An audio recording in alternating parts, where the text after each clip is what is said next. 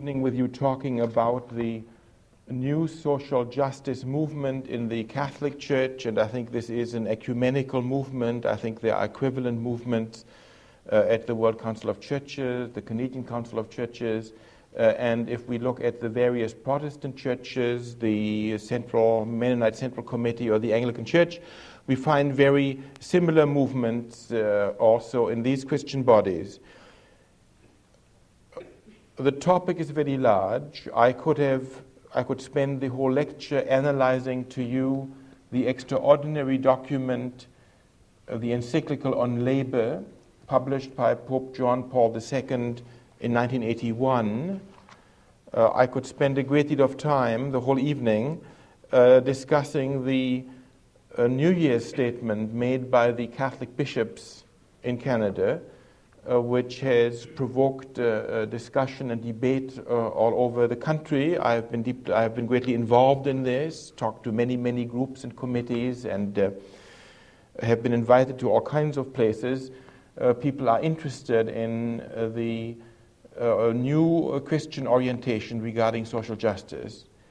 What I want to do, I will mention these things. What I want to do is I want to ask about the origin of this new social justice movement in the church. Because after all, when something appears in papal and episcopal documents, we always ask the question, well, where does it really come from?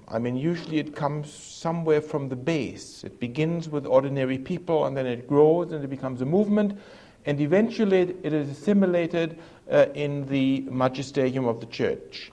Leo XIII, in 1891, publishing his famous encyclical Rerum Novarum, based himself on the 19th century movement very often called social Catholicism. In various parts of Europe, Catholic people, some priests, in some cases bishops, were particularly concerned about the conditions of the modern world, and in an innovative and courageous way tried to deal with these issues.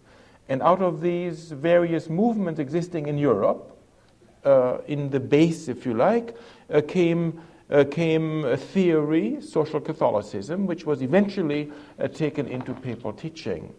And so I want to argue that something really new has taken place in the Catholic Church and the other Christian churches over the last 15, 20 years. And I want to say that this new social justice movement that has emerged and that we find today recorded in papal encyclicals and episcopal documents here in Canada, that this new movement is first of all a movement based on new religious experience. I believe that if movements are powerful in the church, they are only powerful because they are religious. They are based on religious experience, and therefore they are nourished from within. And so I want to argue that in some parts of the world, maybe not in Canada, but in some parts of the world, 10, 15, 20 years ago, there emerged new religious experience. And if I was asked to describe this, I would say it is the experience of the union of faith and justice. That is the experience that faith itself includes a social commitment. That is, faith and justice are inextricably intertwined and connected. Now, in the Catholic tradition, and in all the Christian traditions, we are very used to the idea that faith has a love dimension. That is, we are used to the idea that faith is only fully faith if it is filled by charity. We used to, at the time when we spoke Latin, we said, fides caritate formata. Faith was only fully faith if it was founded in love and expressive of love. Now, what many people have experienced, and I will talk about these people later on, is that in a society where injustice is structural, in a society where oppression is structured, love translates itself into justice. That is, loving your neighbor is only authentic if we are in solidarity with others, trying to undo these unjust structures. And therefore there has emerged in these parts of the world a new religious experience that justice and faith and justice are together, are combined. That is, by one and the same inner act, we surrender ourselves to the God who speaks to us in Jesus Christ in faith. And by the very same act, we resituate ourselves in society in solidarity with the people at the bottom. And if you wanted a Latin expression for this, we would say that fides justitia formata. That is, faith is only fully faith if it is accompanied by this commitment, solidarity, the identification with the people at the bottom of society. And where had this experience emerged? I want to say, before I move on, I want to argue that this religious experience is worth sort of describing in greater detail. Some people have called it is a religious yearning for justice. And of course, this religious yearning for justice therefore enables the person who yearns, thy kingdom come, thy will be done on earth, the yearning for the kingdom to come, the yearning for justice. Jesus spoke about those who hunger and thirst after justice. That this yearning for justice enables the person who, the yearner, to never really to forget humanity, especially those who are oppressed. And therefore I want to argue that this experience, this religious experience of faith and justice intertwined, is therefore quite different from religious experiences, for instance, that we find in pietism. I mean, pietism, 17th century pietism, is a marvelous movement, an attempt to overcome the kind of cold and formal style of Christianity which existed in at that time, whether it was in Lutheranism or in Catholicism or in the other churches. And therefore pietism was a new interiority. It meant the soul encountering God. It meant the alone with the alone. And while at the time this was radical and positive and created community, it turns out to be something very different. Because the pietistic experience of God, the alone with the alone, the other people are bracketed. That is, others are bracketed. And today many Christians say, an experience in which I bracket the world, in which I bracket the people who suffer, in which I bracket the people at the bottom, can't really be an authentic encounter with the living God. Because the living God is the one who bursts the wall of the heart, who explodes the smallness of my life and enables me to be in solidarity with others, and who enables me to be committed to those who suffer oppression. And therefore this experience, this yearning for social justice generated by the encounter with God, therefore has the others, as it were, grafted onto the walls of the heart. Or I would say that this religious experience I describe is different from the religious experience that is described in the classical phenomenologists' writing, such as Rudolf Otto, The Idea of the Holy, where this great phenomenologist argued that in all religions there is a religious experience which he described as the tremendum and fascinans, that is, at the fear and trembling before the great mystery which transcends us. And this great fear and trembling before the mystery that transcends us is accompanied by an enormous attraction, enormous yearning for this mystery, tremendum and fascinans in Latin. And while we find experiences of this kind recorded in the scriptures and recorded in other religions, I want to argue it's different from the experience that I describe here, where faith and justice are intertwined.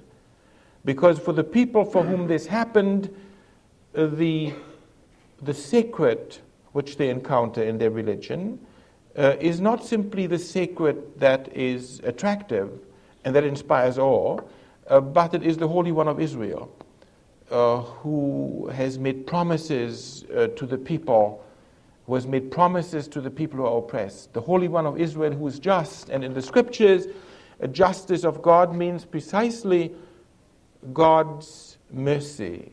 That is, God is just in the scripture when God has mercy on the poor. God is just when God intervenes to rectify society for the sake of those who are oppressed. God is just when God is merciful. And therefore this notion of God, therefore the sacred, therefore, is not simply an abstract sacred, it is the Holy One of Israel. And therefore faith and justice for these people is intertwined. I think it would be worthwhile, I don't want to continue on this, to clarify this religious experience, and by comparing it with other great religious experiences which are recorded in the history of the Christian church. Now, who are these people who have this new religious experience?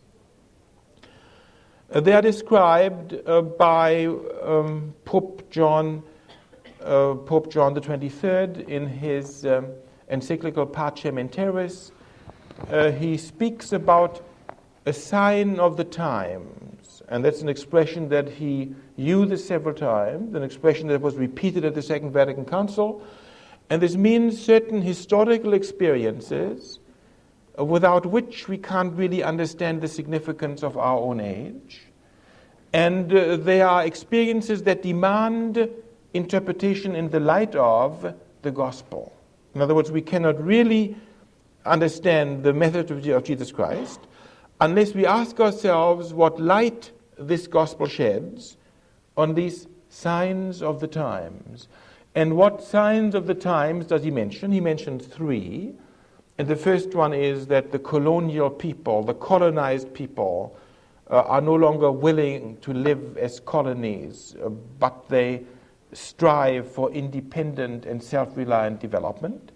Secondly, he argues that women are unwilling to be simply objects in history to their fate being decided by others, but they want to be subjects in history that assume responsibility for themselves personally and collectively. And thirdly, he argues the sign of the times is that the disenfranchised workers are struggling to share in responsibility regarding their future. These are the struggling people, then, are the signs of the times. And if we go to the encyclical of Pope John Paul II, Laborem, Exercensm, he too talks about the signs of the times. And among them he mentions that there are peoples in the world and groups in the world and classes in the world that have been structured into the margin, the invisible people, the marginal people, and that at this time they are struggling to join the family of the nation. They are struggling for a place under the sun. And therefore this is a sign of the times. And I want to argue that it was among these people then that this new religious experience emerged. These people struggled for justice, and as believers they were supported in their struggle by their faith. That is, God revealed God's self to be on their side. And therefore they had their faith, therefore, was not a hindrance in their struggle. It was not neutral in regard to their struggle, but their faith became more alive. And therefore we find new experiences among these people. And these experiences, new experiences, are shared by those who identify themselves in solidarity with those who are struggling for justice. Pope John Paul II, in his encyclical Laborem Exercensm, creates a whole language for this. He argues that the creative element of modern society are the workers, and he defines workers not only those who do industrial labor, but all workers, including intellectual work and teachers and housewives and clerical work and all kinds of service work, and including management. That is all people who construct society. That is workers, and he argues that it is the workers, the people who do the work, who are in most instances not capable of assuming responsibility for the work of their hands. They have no say in regard to the way in which the product of their hand is used. That is, they have no say in regard to in the use of capital, he argues. And therefore he argues these workers then must be in solidarity, and those who are not directly workers must be in solidarity with them. And he coins the phrase, the solidarity of workers and the solidarity with workers. And he regards this movement as the creative movement in our countries. I mean, all this is quite radical. I'm sometimes sort of almost ashamed to say all these things, but it's really there, you know. I mean, I'm not making it up. It's quite, sometimes I go, God, what am I saying? But I mean, it's really there. So, sometimes in the old days, people would just say, well, this is some kind of pinko thing that you are introducing some kind of foreign sources. That becomes increasingly difficult to say nowadays. That this is really the emergence of a development in Catholic teaching, and the Pope John Paul II has found extremely useful short sort of formulas for this. He speaks about solidarity of workers and with workers, and in a paragraph where he speaks about the Third World, he rephrases this and he argues that the solidarity of the poor and with the poor. In other words, even there, justice can emerge only if there is solidarity among the poor, and if those who are not directly belonging to them, then there must be solidarity with the poor. And he argues that the church who loves justice and who follows her Lord must be in solidarity with the poor. All this is very, very strong language. I want to bring it up here because I want to show that, therefore, this religious experience that began among those who were marginalized and oppressed and who struggled for justice is today shared by many, many Christians in all parts of the world because they have committed themselves in solidarity with the poor. Now, why don't I explore this for a moment? This solidarity with the poor has found a very interesting expression in the documents of the Latin American bishops. They talk about the option for the poor, the preferential option for the poor. And by this they mean, first of all, an inward and spiritual thing of the one that I have spoken, faith and justice intertwined. Faith has a commitment dimension, fides justitia formata. Faith is praxis, as our theologians like to say. Faith is a praxis that is involved both vision and action. Faith as praxis.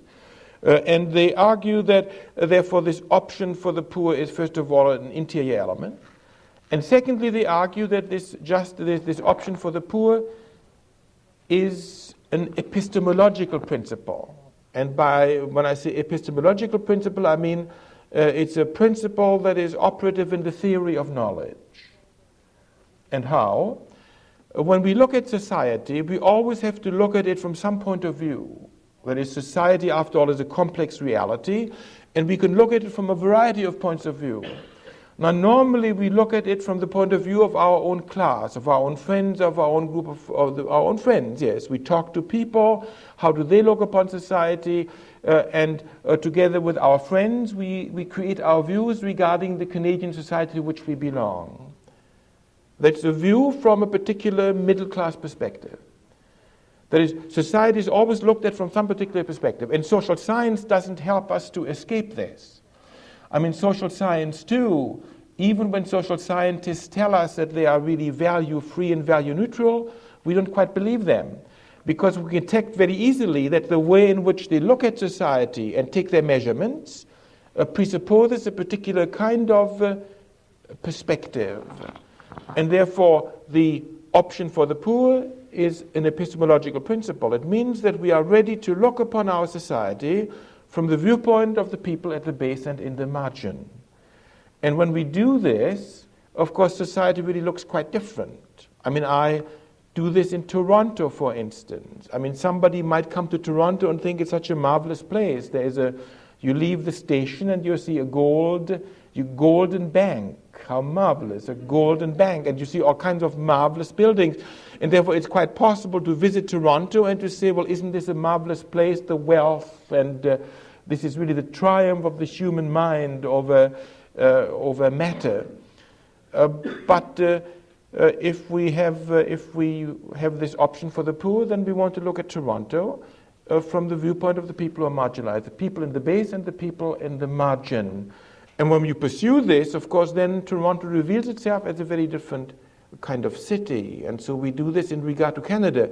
And so I'm just illustrating this, that this option for the poor, which is first of all a spiritual commitment, comes to be a principle of knowledge. And it enables us to analyze our society. And once we do this, we discover very often that our instincts are all looking at society from the viewpoint of our friends. I mean, that's how we are brought up. That's why we go to school. That's why we go to university. I mean, that's what we learn at universities and the schools, to look at society from the viewpoint of the middle class. I mean, that's the kind of natural and normal thing to do. And therefore, once we look at society from the other point of view, from the view of the poor, we discover that we are at odds with many things, with the newspapers we read very often, at odds with the movies we see, at odds with many conversations. We might visit our friends and find that their conversation has become endlessly tedious because they simply rehearse a viewpoint in regard to society which isn't any longer ours. And therefore we find that if we change that inner view of society, that spiritual view, then we'll shift our friendships, we move into different circles, and we begin to engage ourselves in a different kind of activity. So we have here then a new religious experience, I described this, which I've shown has far-reaching consequences. Now I would like to say that religious experience, at least in the Catholic tradition, is never wholly trusted unless it is tested by the scriptures and by tradition. And of course, this religious experience was tested by the scriptures, and it was found to be in keeping with the scriptures. And in fact, in one of their pastoral letters, in one of their Labor Day statements, the Canadian bishops have asked us, I think it was the Labor Day statement of 1976, they have asked us to reread the Bible to discover in it God's call for justice. That is, many of us have read the Bible many times, or sections of the Bible many times, or a few times anyway, and it is possible to read these texts without really hearing the call of God to social justice. Because what we hear in Scripture is very often what we bring to it, and if we have a lack of sensitivity in regard to certain themes, then we don't hear the Scriptures addressing us. And therefore it's quite possible to reread the Scriptures and to hear the Word of God calling us to social justice, and when we do this, the effect is extraordinary. And the example I always give is that for years and years and years and years, I prayed the Magnificat, that is the psalm, the song attributed to the Blessed Virgin Mary in the 2nd chapter of Luke, and I was never really scandalized by what she said. It took me, it's only really in recent years, radicalized by our bishops, I suppose, that I discovered that what Mary says is that God will have mercy on his people, God has mercy on his people, and God is helping his people, and that the rich shall be sent away empty, and the poor shall be filled with good things, and the powerful shall be pushed from their thrones, and the lowly ones, the lower classes, shall be lifted up. I mean, how dare she? This is no wonder the Prime Minister is upset about all these things.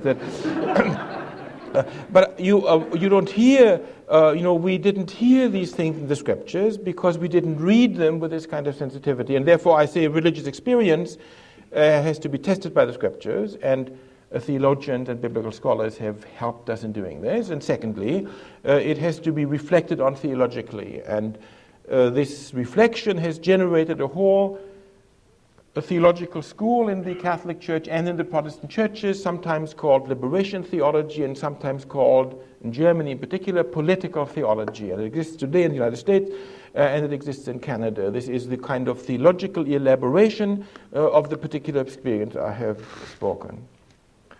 Now I want to argue that this new religious experience carried by a definite group of people in various parts of the world, mainly in Latin America and the Philippines and the Third World, and only afterwards by groups that accompanied them in the industrialized part of the world, that this movement was so powerful, it's a minority movement, but nonetheless so powerful, that it effected the teaching of the bishops first in Latin America, and very quickly it affected the teaching of the Vatican. The first important date is 1968, when we had the Latin American Bishops' Conference at Medellin in Colombia, in which we find for the first time the liberation perspective is adopted. I'll look at the time to see if I can explain what that means. Yes, I will explain what this liberation perspective is. The Latin Americans in the 60s were being helped a great deal by investment coming from America and coming from Western Europe. New industries were developed, and it was hoped that these new industries would generate all over Latin America prosperity, growing prosperity, as industries had brought prosperity to us. What they found was that, on the contrary, these industries that were built with capital coming from America and from Europe did not have a beneficial effect on Latin America. On the contrary, it increased the dependency of Latin America on the center of the capitalist system. That is, these industries did not produce goods that were needed by the people, but they produced goods that could be sold at the world market. These industries did not arrive with such a technological perfection that they employed very few workers, in fact, very few jobs. And in fact, the technology was so complex that highly trained workers from America and Europe had to be imported in order to do this work. And therefore, every analysis showed that the good which these industries did for the Latin American world was really very limited. And therefore, there was the secular development that was called liberation. That is, people rejected dependency and opted for liberation. And they said the first dependency which we have to overcome is the economic dependency. That is, we have to have self-reliant economic development, meaning we have to rely on our own resources, on our own skills, on our own workforce, and we have to produce the goods that we need. And when our Canadian bishops talk about self-reliant development in Canada, they take this word precisely from this Latin American context, where it was first of all formulated and later on endorsed also by Latin American bishops. Secondly, the second dependency that must be overcome is the cultural dependency. That is, when you have been a colony for long, then you become culturally dependent, not only economically, but you expect that all your wisdom comes from elsewhere, and you expect that your education comes from elsewhere, and then you think that you must send everybody to some other country to be educated because you can't really educate people yourself. There is a kind of cultural dependencies, and if somebody smart is in your own midst, of course in Canada we know very well what this looks like, and if some Canadian is very bright, nobody listens to such a Canadian, but if he or she goes to London or goes to New York and becomes a success there, then of course Canadians are willing to accept such a person. In other words, a kind of cultural dependency is that we really expect that the source of education and culture comes from the outside. And thirdly, there is psychological dependency. And psychological dependency is even more deeply in the head, where we expect really, we begin to think of ourselves as colonial people. We can't really have new ideas. It's other people who have ideas. It's other people who are smart. Who are we? We find our own imagination kind of tied. We are tied into a narrow imagination because we don't trust really ourselves. We don't dare to dream. We don't dare to have ideas because after all, who are we? Who are we? Who do I think I am? So the Latin American secular social analysts talked then about a threefold dependency, and they argued we have to opt for liberation on every level: economic liberation, cultural liberation, and psychological liberation. The Christians there took this to heart, and they were impressed by this analysis, and they added a very profound theological dimension to this. And they argued that this dependency, economic, cultural, and psychological, creates a problem in the supernatural order, that is, in the order of divine revelation. What problem is that? They formulated it as a problem, as a conflict between fatalism and faith. And they argue that our people really have collapsed into fatalism. Fatalism means that they believe there is a fate, a fixed fate that has determined a place for them. That is, they believe somehow that some sectors of society are lucky and they are rich, other sectors of society are not lucky and they are poor. That's fate. That's what you got to accept. This is fatalism, these Catholic thinkers. This is fatalism, and they opposed fatalism to faith. Faith is that we believe that God is calling us and empowering us to assume responsibility for us and for our community and for our future. And therefore, by this contrast between fatalism and faith, these Christians were able to integrate this dependency versus liberation. And they experienced then the Christian faith as liberating first of all from fatalism. And if we want to translate this into Canadian terms, we have to say, we have to add to fatalism, we have to add cynicism.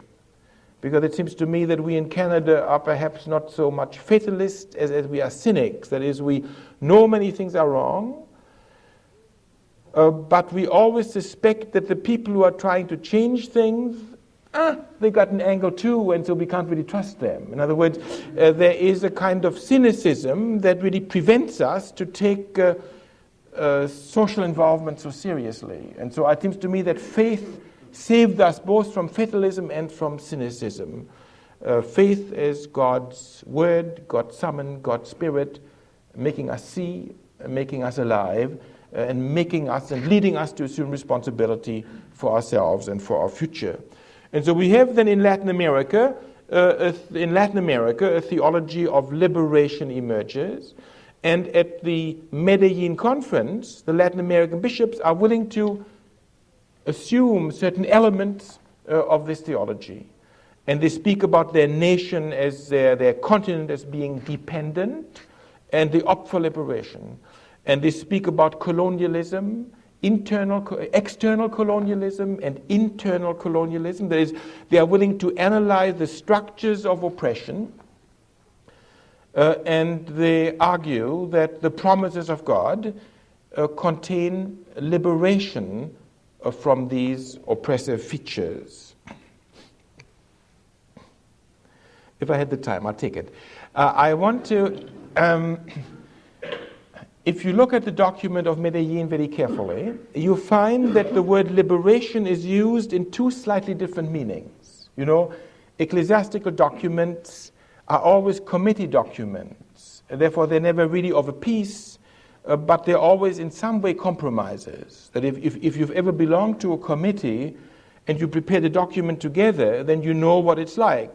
Somebody writes a draft, and then it's discussed sentence by sentence, and then one person says, well, you know, I don't like this expression for these and these reasons, and then you change it, and then on some other sentence you change, another sentence you leave, you strengthen, and therefore, you want to get something that really embraces the whole community, and so the end result has lost the kind of uniformity and the strength and the coherence, and there is certain compromise in it. And so we find then in the Medellin documents two different uses of the word liberation. And I think it is useful, pedagogically useful, to contrast these two. The first, the more harmless or liberal concept of liberation, or the soft concept of liberation, if you like, is the following. That is quite traditional. Here we argue that each Christian seeks to become more holy, more loving, more hopeful, more believing, and as we become holier, then eventually society too will be changed, because our goodness will translate itself into the social order. This is, if you like, is a kind of liberal, reformist view of society. If we become better, if we become more generous, if we see more clearly what's wrong, if we are willing to give more of our time sacrificially to society, then gradually things will change. This is one view of liberation which we find in this document. There is, however, another view of liberation which I think is really quite different, and for analytical and pedagogical purposes I exaggerate a little bit the differences between them. That is, another view of liberation is the hard notion of liberation, and here you do not begin with understanding the situation of the single person by herself, but on the contrary, you say that you can understand a person only in the context of the class or the social situation or the group to which he or she belongs. And therefore, liberation, first of all, means to struggle against oppressive features, and therefore it's immediately solidarity, social action, and a political dimension.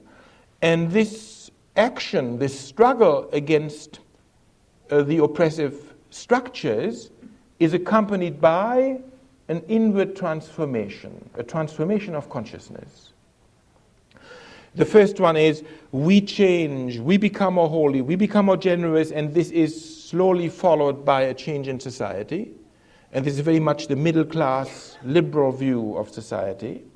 And the other view of liberation is that we struggle against the oppressive features in solidarity. And as we do this, this is accompanied by a transformation of our awareness. Let me just give a simple example of this. Our native peoples who have been humiliated for centuries have been greatly damaged by this. And therefore we find among our native peoples a great vulnerability to alcohol. Now, if the first view of liberation would be that each of these people ought to be transformed individually, possibly with the help of a shrink, each ought to be changed, and then gradually society will change. Now this obviously doesn't fit. The other view, the other analysis of liberation fits. That is, if the native peoples discover that their personal problems has social causes, and that these social causes have been afflicted on them by the white man, then they will realize that they can only overcome this in solidarity. That is, only together. Only if they struggle together. Only if they affirm themselves together. Only if they say black is beautiful. Only if they say we are beautiful. Only if they regain in this struggle against oppression a new sense of their own worth. Only if they repossess themselves through action will they change. And then the wounds which now make them vulnerable to all kinds of debilities will be overcome. Or let's think of the people in central and northern Brazil, men and women unable to feed their children. Now here the first analysis of liberation doesn't work at all. To become more holy, to become more generous, to become more... All this is a kind of gradualism that has no effect whatsoever on the system. And therefore the only way in which a mother can hope to ever feed her children in those parts of the world is through solidarity, standing together, organizing together, wrestling together. And by wrestling together against the features of oppression, analyzing them and struggling against them, these people will undergo personal transformation, and they will change, and they will become more generous, and they become more loving. But it's a personal transformation which follows the social struggle. And so, at the document, the document of Medellin, we find that both notions of liberation are found there, and this I call this the compromise, which we find in all ecclesiastical documents, and that. Is necessary in the church in order to keep us all together. It seems to me that this is, after all, constantly necessary to keep us together. That in this kind of movement that we do not fall apart. Now, I want to argue. I'm looking at the time, but I want to argue that the turning point for Vatican teaching is the year 1971. And I want to mention two documents. The one is called Octogesima Adveniens, published a letter which Pope Paul VI sent to our own Cardinal Roy, the Archbishop of Quebec, having to do with social justice in the world. And the second document is a document called Justitia in Mundo, Justice in the World, which was published by the Second Synod of Bishops, meeting in Rome in 1971.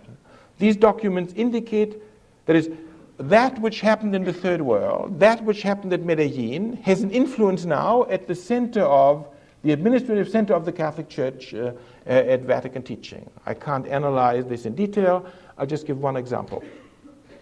In the document on the Church in the document Justitia in Mundo, we find at the very beginning some enormously important theological clarification. We are told there that the proclamation of the gospel includes or must be accompanied by the demands of justice. You remember I said the new experience was faith and justice were together. Now, if faith and justice is together, that really means that if we proclaim the good news in the pulpit, then this togetherness must be there too. And this was acknowledged in the document Justice in the World by saying that the proclamation of the gospel always includes the demands for human rights and social justice. And therefore the preachers in various parts of the world, the missionaries who proclaim the good news, therefore are held in this proclamation to demand justice for the people. And therefore there was if you like, this faith and justice experience was translated into theological terms in regard to proclamation. And then it was expressed in a rethinking of what we mean by salvation or redemption. And it says in a very exciting sentence that the redemption which Jesus Christ has brought includes people's liberation from oppression. I mean, all this is really wild. I'm not making that up. I mean, in other words, that is salvation, that is the gifts of Jesus Christ. The salvation which is brought to us includes emancipation. I mean, with this theme alone, I could really run for quite a while. I mean, in the past, in the Catholic Church, we were brought up to think of two kinds of missions. There was the primary mission of the church, that is the evangelical mission of the church, if you like, the supernatural mission of the church, that was to proclaim the gospel of Jesus Christ, and that mediated salvation. And then there was the secondary and subordinate mission of the church to be concerned with social justice and social transformation. And if we look at the documents, we find that the mission of the church was always referred to Jesus and his gifts, while the social justice documents of the church, beginning with Leo XIII, right almost up to Pope John the 23rd, always expressed itself in the imperatives of a natural law morality. In other words, the church, in its pursuit of justice, in papal teaching and episcopal teaching until fairly recently, did this not following the commands of Jesus Christ, did not invoke arguments derived from the New Testament, but invoked arguments derived from natural law reflection. That is, it was an attempt to find a language of reason that was shared by Christians and non-Christians alike, so that together we could formulate what are the norms of justice and that we could communicate with others. What is happening since 1971 is that this twofold mission can no longer be defended. What we have here is a unitary mission of the church. The church had a single mission received from Jesus Christ, and this includes the proclamation of the gospel, plus, inseparably, the demands for social justice and human rights. Witness to justice have become inseparable.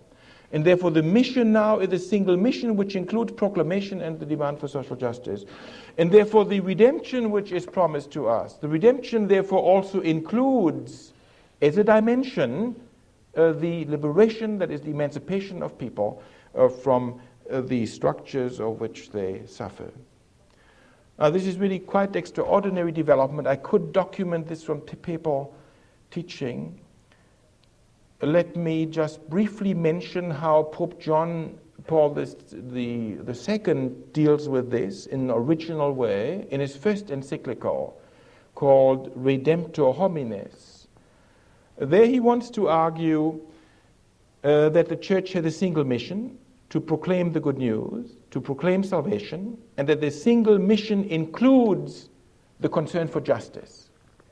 And he does this by arguing that Jesus Christ has identified himself not just with the Christian community in baptism, but Jesus Christ in some sense has identified himself with every single human being, with human beings everywhere, he argues.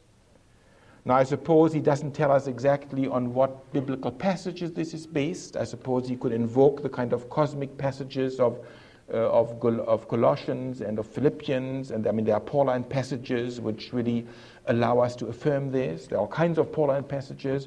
There would be passages in the Gospel of according to St. John's Gospel, that would allow us to affirm that Jesus Christ has identified himself in some sense with the whole of humanity, with all people.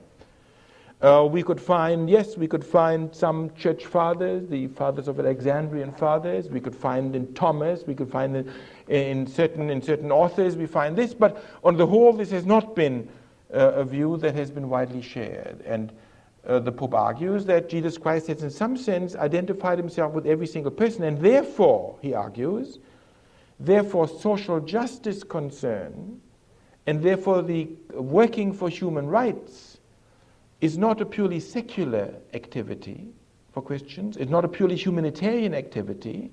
It is not something that is simply based on natural virtues, but it is, properly speaking, serving Jesus Christ. It is, properly speaking, supernatural. It's, properly speaking, belonging to the order of faith. And therefore, this is his argument for showing the single mission of the Church, and this includes the proclamation of the gospel and the giving witness to social justice. So I would regard this as extraordinary development of doctrine. In the Catholic Church, we have a theory that doctrine develops. And it seems to me what has taken place here is quite an extraordinary development of doctrine. I want to argue it began with religious experience. It began at the base. It began in a minority. This minority affected eventually the hierarchy. We have documents in the Third World. They move to the center. And from there, they move out to our own countries, and it would be quite possible for me to show in detail how since 1971 the teaching of the Canadian bishops has really undergone extraordinary modification and evolution. I won't do this, it takes too long, but I want to say that since 1971 in Canada, our bishops has joined the other Christian churches in order to pursue the social justice mission ecumenically.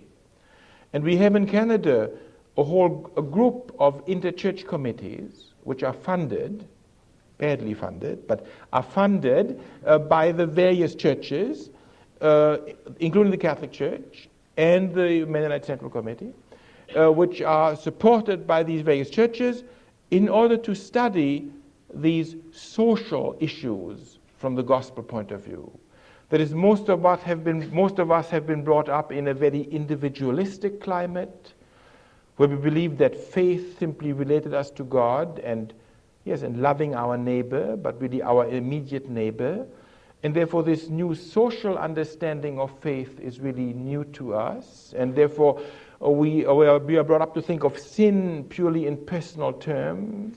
Sinning means offending your neighbor. Sinning means acting against God's will, and therefore this is understood usually very individualistically, and now suddenly we have discovered the social dimension of sin and social sin. And conversion has been understood by us in a very individualistic way, meaning simply turning away from personal sin to God, the author of pardon.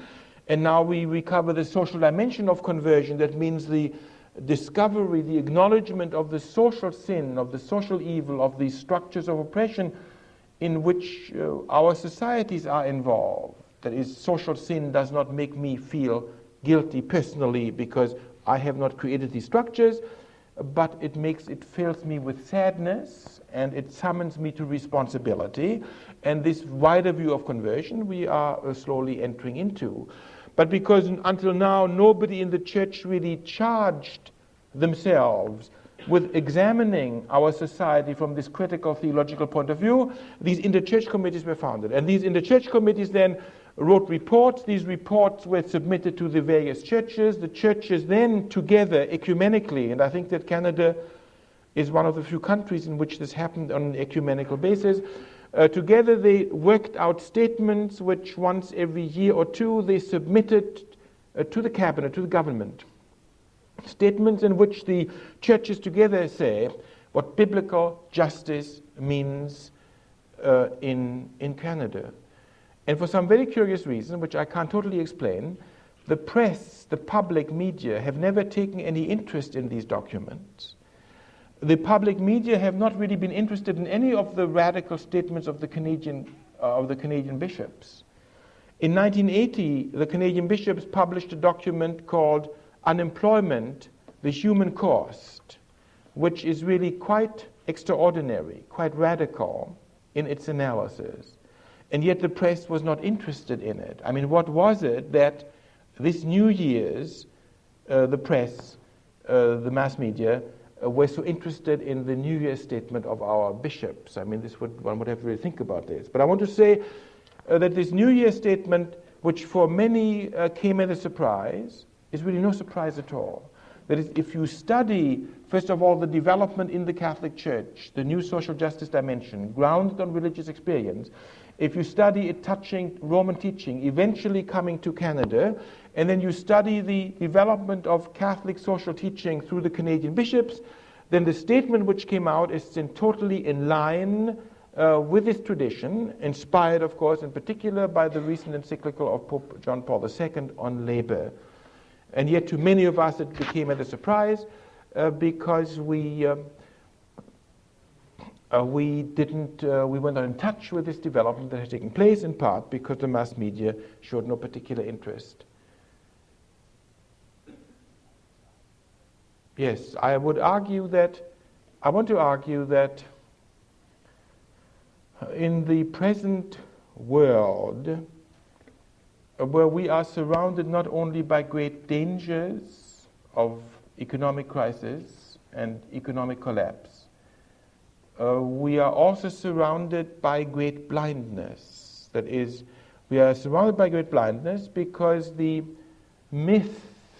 dominant myth that our culture perpetuates prevents us from seeing what really goes on. That is, people have all kinds of strangest theories, very often paranoid theories about what is the cause of all our problems.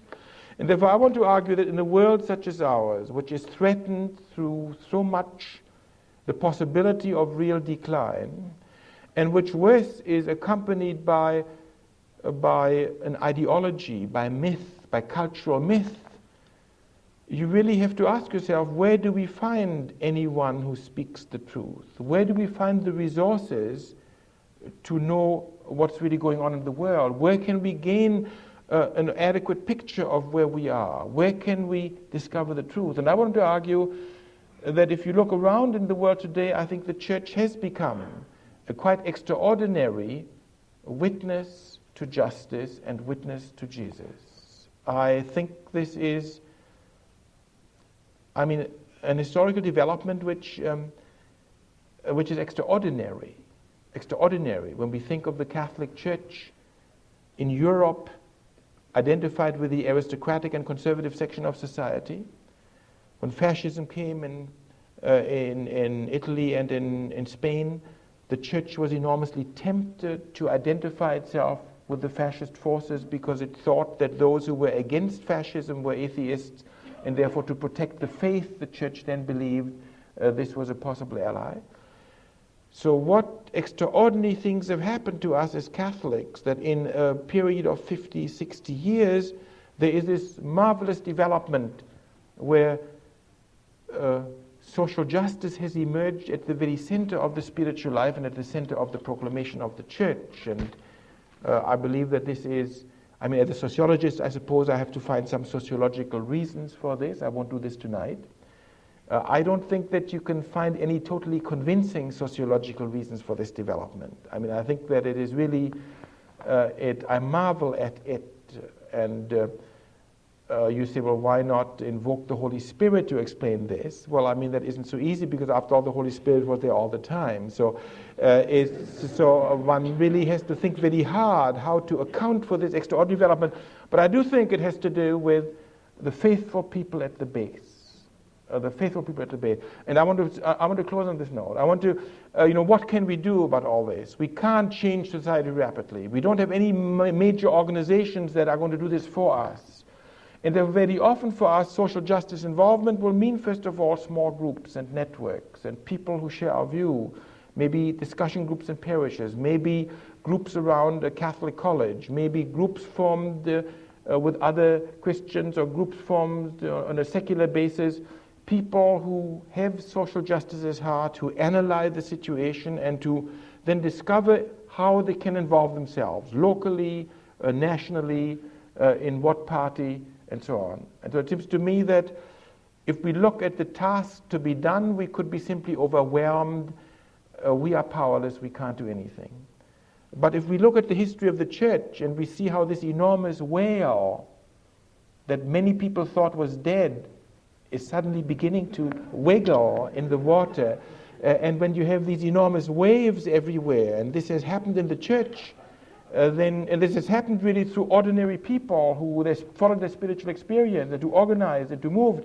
It seems to me this gives us enormous hope that if we are faithful in small circles and have networks and involve ourselves, that these networks will grow, and then we will see more clearly what to do and how to involve ourselves on the larger level nationally and internationally. And so I think that the story then of the emergence of social justice in the Christian church is a story that gives us great hope. Thank you.